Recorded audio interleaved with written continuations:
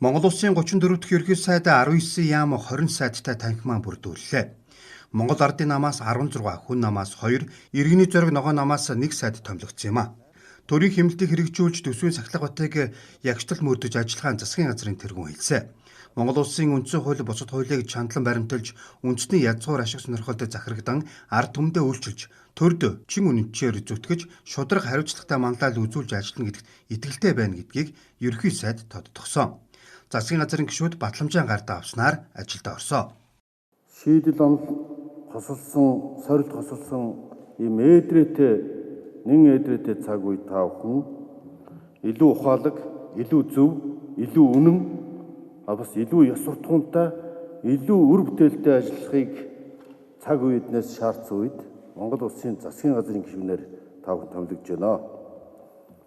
Ийм учраас юуны өмнө эвийг хичээж, эвийг хэрхэмлэж, зөвшөлтсөл ойлголцлыг энэ тэргүүнд тавьж, улс орон ард түмнийхээ эрх ашигыг тэргүүн зэрэг тавьж, нэгэн үзүүрт сэтгэлээр хамтран зүтгэхийг засгийн газрын гишүүд та бүхнээс эрхэмлэн хүсье.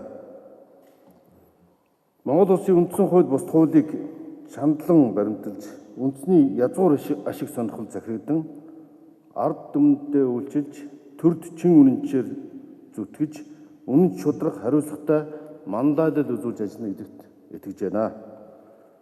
Юуны өмнө одоо хууль дээдлэх ёсыг эрхэмлэх ёстой. Ёс суртахууныг дээдлэх ёстой. Зөв байх ёстой. Монгол Улсын засгийн газрын тэргүүний хувьд Монгол хүний хөгжлийн бодлогыг энэ тэргүүнд тавьж, Монгол хүн бүхнээс дээгүүр анхаарлын төвд байх ёстой гэсэн зарчмаар нэг бодлого, нэг зүтгэл гэсэн урайг үйл хэрэгтэй хэрэгжүүлж, эв нэгдэл, итгэл санаачлага, хамтын зүтгэл дээр суурилан ажиллах болно гэдгийг илэрхийлье. Нийт сайдын 2 нь эмэгтэй гишүүн байгаа юм. Засгийн газрын тэргүүний хуваар кабинетийн зарчмыг чанд мөрдөж, ерөнхий сайдын бодлогыг дэмжиж, асуудлыг хамтран шийдвэрлэж, нэгдмэл байр суурьтай ажиллах ёстойг хариуцлагатайгаар сануулсан юм а. Монгол Улсын ерөнхий сайд